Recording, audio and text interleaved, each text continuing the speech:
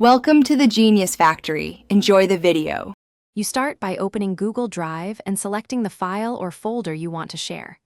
Make sure you are signed into the account that owns the item, because permissions follow the owner. Once selected, right-click and pick Share to open the dialog.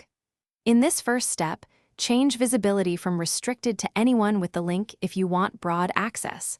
Alternatively, add specific emails for controlled access. This establishes the baseline access model, public link versus limited recipients, so proceed with the right option for your audience. Once you've set visibility, focus on the access level and link configuration. Click Change to anyone with the link if needed, then pick Viewer, Commenter, or Editor depending on what you want people to do. Make sure to check advanced options, disable downloading, or set an expiration if you need time-limited access. After configuring roles and restrictions, use Copy Link to capture the share URL.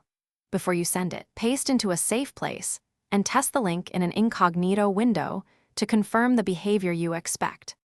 Now distribute the link and verify that recipients can open the file. You should send the copied link with a short note about their access level, then immediately test it in an incognito window to simulate an outside user.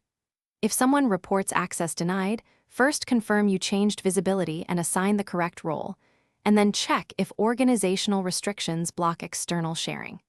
If problems persist, transfer ownership, adjust domain sharing settings, or recreate the link.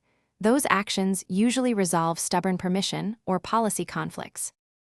Thanks for watching. If you found this helpful, don't forget to like and subscribe.